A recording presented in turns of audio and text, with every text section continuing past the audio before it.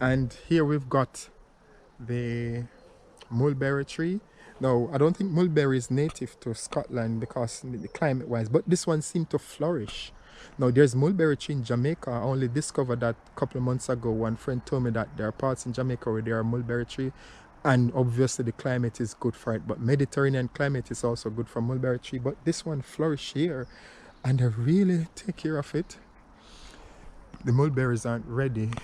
They're red, but they aren't fit yet. But I'm sure by the next 2 weeks you'll start to see them coming in nicely. We're looking for a dark purple color. There's one and two of them that are already dark, but overall you'll get a lot more dark colors as with purple or black, almost look black, but it's dark purple color as we approach the end of September going to October. And I doubt if it lasts till the end of October. They probably fall off the tree. Yes, but this is mulberry, and they make good sauces too, but they're good for nibbling for children. This is, and I think I spoke to someone last year about people volunteering, and normally you've got, in the past you used to have like clubs, local clubs would come and they would volunteer and the kids would get involved, and things like this, if like it's in autumn, they would get to taste some of the seasonal stuff. And this is important for children growing up and learning how to eat different fruit and vegetables. At least here they can start to nibble special type of fruits that they would normally get in the supermarket, and mulberry is one of them. So I don't know how many people eat it, but I only started eating it last year. I was skeptical of it, but thanks to the Inventor Lodge Gardens, it afforded me this opportunity to add mulberry as one of the fruit that I am now eating. So I'm expanding my palate, trying to live healthier by eating a variety of these fresh produce. And it's just absolutely awesome that they make such variety of edible stuff in this garden. So I'll be going down further into the garden where we've got the pond, fruit trees and other views, and we'll take some shots there and look at some of the seasonality that Scotland have to offer. Remember, this is not Jamaica, so it's not a tropical climate, and 12 years you've got fruit and vegetables growing in Jamaica because it's a tropical environment. But Scotland do have great variety of choices.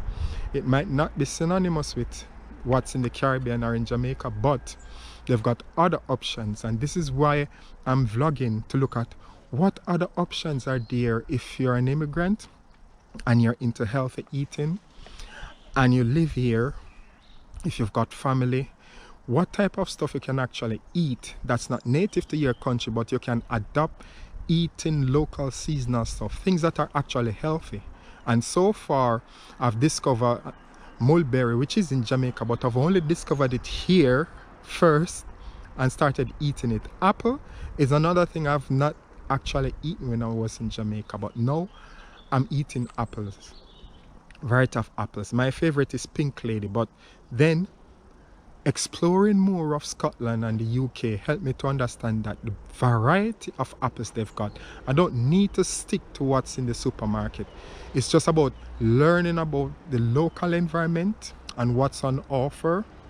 And this is a garden maybe not the best for foraging for edible plants, and I wouldn't know what edible plants they are.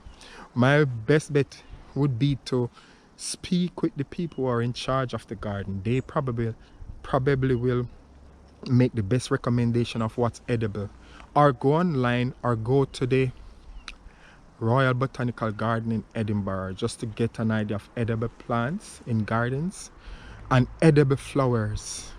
Yes, edible flowers.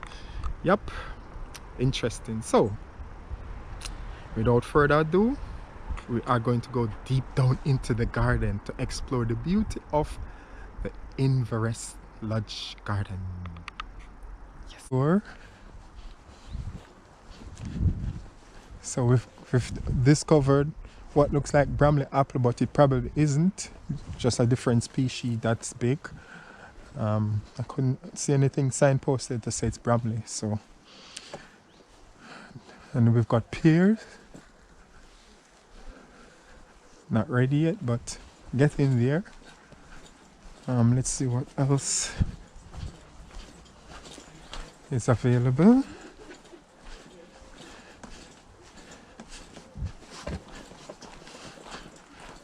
Here we have smaller red apples. These ones look like some of them are already fit, but it's just small. These ones are quite small. I would imagine they're probably tasty. But as you can see, this is a different species of apple, different variety. Almost like a Royal Gala, but they're smaller. Probably they would have been big. I don't know if it was grown in a different location, or maybe this is just typical size. I don't know, but it looks almost like Royal Gala, at least parts of it, that shade of red. But Royal Gala, it's all red round. But it probably is. But there's nothing signposted to say what type it is. Let me see. No, there isn't anything. But all organic, 100% organic, huh? Just there in season. And that's the important thing about seasonality. When things are in season, it's in abundance. Apart from scientists who, through scientific methods, grow stuff in greenhouse and have it grown all year round. It's as if creation just gives us this natural ability to eat stuff in season, because the celestial bodies, the sun, the moon, the star, however they are arranged, and the power that have been given them, somehow is able to grow different stuff in different seasons at different parts of the world and in abundance. Because now apples are in abundance. They're everywhere, like brambles, pears, etc. And this is a different type of apple, but I don't know what this one is. Let me see if there are others. I'm sure there.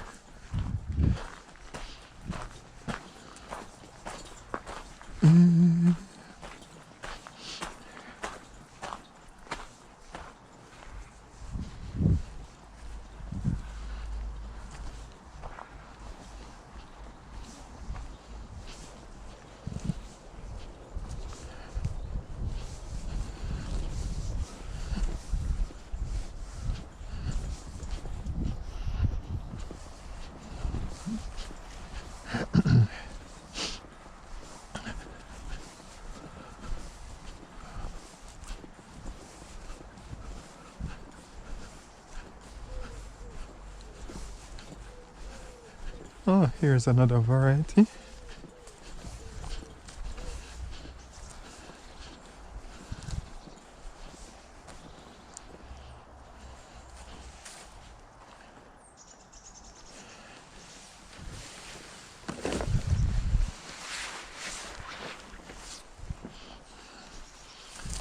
Okay.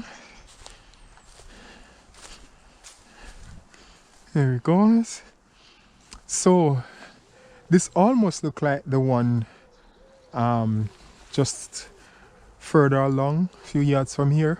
But these ones are larger. Now, I can't say it's the same species, but these are almost twice the size of the other one. So it looks like a similar variety. As you can see, wow, look at those ones. They're quite big. So you can see Scotland is and the UK, and once you start to get out of the city, you can start to see there's just so much. And many people might think, oh, because Britain is cold, Scotland is cold, and it's not a place to find nice healthy stuff to eat healthy. You can actually eat healthy. But the important thing is to focus on season. It's not always about imported stuff that we get at the supermarket. And even the supermarket use seasonal stuff. But then when things are out of season, they import it from various parts of the world. But my interest is about appreciating Scottish seasonality, what Scotland has to offer. And now it's autumn, Scotland have apples, and it's in abundance. Everywhere you go, it's like blackberry, it's like elderberry, and so seasonal stuff. And this is what health promotion is like. How to harness what is naturally in season to use within a family setting to enhance the health of people instead of always depending on imported stuff that's out of season. This is in season. Apples are in season. And it's at its best. And this is what we should be using. And as I said, it's not only apple. There are so many other stuff in season. And these are the times for people to start to appreciate seasonality and eating things in season, fresh and organic. If not from a garden or your backyard, well, the supermarket does have loads of seasonal stuff. But don't always depend on the one variety, especially in terms of apple. You can't always have Pink Lady or Royal Gala or Bramley. Oh, I love Bramley because it's nice and beefy and good for baking. But there are so many other options, maybe hundreds of variety in Britain, and we just don't know about them except we go to specialized markets to get them. But I believe this garden gives us an example of what possibilities there are, and many other people eating from their backyard in Musselburgh, you know, from the apples they've got and pears and so forth. But this garden is a good example of what a selection of stuff that we've got. And I'm going to go to that one also up there. I'm sure it's another variety. It's a shame though I cannot see the names like a sticker to inform us what variety they are, because it means that when menus or recipes are created, we can name the dish directly off it. But unfortunately, we just have to generalize, which is not recommended when you're wanting to be specific, you know, especially you want to focus on quality of taste, texture, or, you know, classification of dishes. So now we've got a green variety with a slight red. Definitely this isn't Royal Gala or anything. This is something else that I don't know of. It would be nice to get the names though one day from the people who keep the place.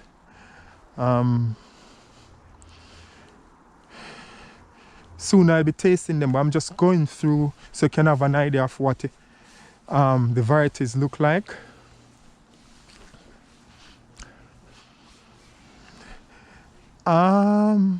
This almost looks similar like that one, but I can't say for sure that it's the same variety. And it's still young, still have time. And look, brambles. Look, right through. Here we've got nice blackberry. Nice. Not very sweet, not very tang either. Just that medium taste. Just sufficient tang to give any sauce that nice, almost citrusy taste. No, acidic taste rather. And just sufficient sugar. I guess if there's someone who's diabetic and they want to have something that's not overly sweet and they want to stay away from sugar or very sweet fruits like grapes, this, I would imagine this variety of blackberry that I've just tasted would be ideal, because it's not all that rich in sugar. I can taste that it's not. And I think it's the one that I had is fit. So this is another type of apple, and I'll be going along checking some more.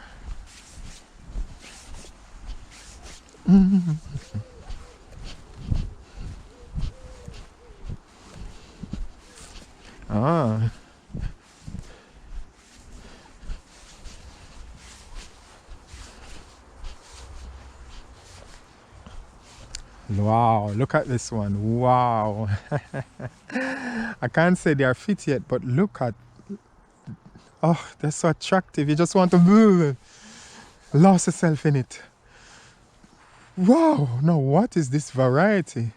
Oh gosh, I can just imagine. This is what I'm saying. There are just so many varieties in the UK that it's hard, after seeing all this, to go back to the usual you get in the supermarket, the usual 5 or 6 variety. You know, look. Just, oh. And it's loaded. It would be nice They don't have a stick on it. Probably they used to have sticker, but it probably fall off. I don't know. But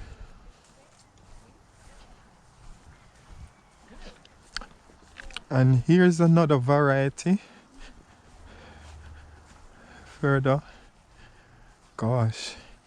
I need a roach killer shoes. I need one of these heavy duty construction shoes or something. And I think a pants or something like that. Maybe that's what I need to consider. Type of clothing to wear when going foraging. Because I'd have loved to gone through there, but I don't think this is best suited for it. These track shoes. So maybe that's one of the stuff I have to explore. I don't know if any one of you have any suggestion. If you're Scottish and you're watching this video, probably you might have gone foraging before and you're best suited for this climate. I'm new to this foraging thing in Scotland. It would be good to get some recommendations, places to buy stuff and what to wear. I could go online too, but it would be good to hear from the community, the YouTube community, what type of stuff they would use, especially as it relates to the UK. Maybe if you've got similar climate in other countries, probably you could make some suggestions too.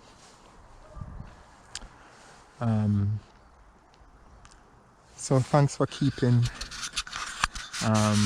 viewing this vlog, and I'll be having more footage as time goes by. I'll see if I can get few of them, so I'll get a bag and later I'll get few of them.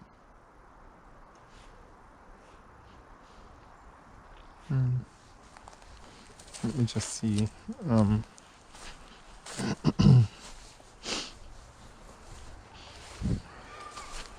So as I said, just need few, so it means that there's sufficient that other people can have to eat. So I'm taller, so I want to get the ones a bit further up, so anyone shot I can get.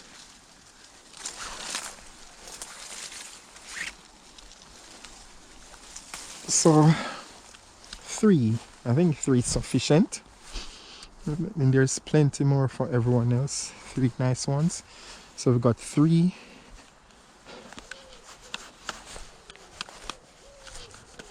I can tell that I would imagine, I'm wanting to believe, not so much by the weight, but it almost sounds a little holler than other ones, that it's probably juicy. And I realize the ones that sound almost hollow tend to be a lot more light and juicier. Almost, yes. So I'm tempted to bite into one of them. Should I go? I'll go for the smaller one. Oh. Wow. Oh my word. You don't know what you're missing, people. As I said, I recommend. As I said, I'm Jamaican, and I'm talking from a member of the diaspora living in Scotland. For Scottish people, you've got so much to offer your community, your family, the world. Fresh in-season products. This is 100% organic. And it's so tasty. Oh my word. And who said Scotland doesn't have a lot of stuff? Scotland is loaded with season. The thing is the focus on season. When things are in season, there are plenty. If they are out of season, that's it. Except you import it, and chances are it doesn't have the same quality taste. So chances are, I'm sure this quality fruit isn't in the supermarket. This is not Royal Gala. It looks like, but nowhere have I tasted Royal Gala like this. I doubt it's Royal Gala. It must be a different variety. Oh, this is 100% Scottish organic food. Can you imagine how nutritious this is. An apple a day, keep someone away.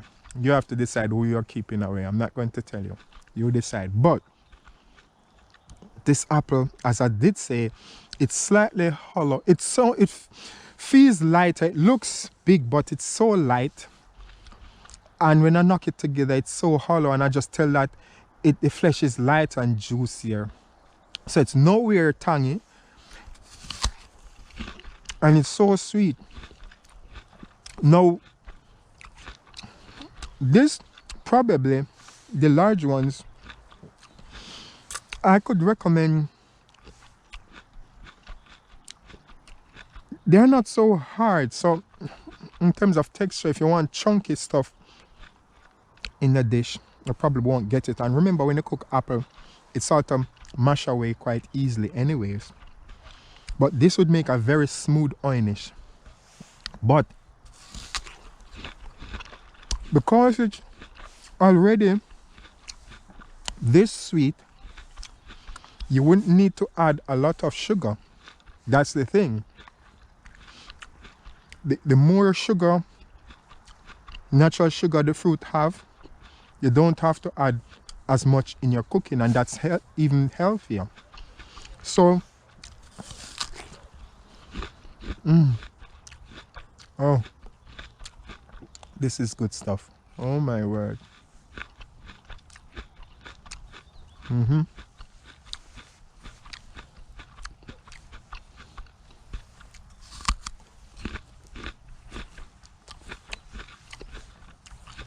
In another video, I'll be exploring the nutritional benefits of apples.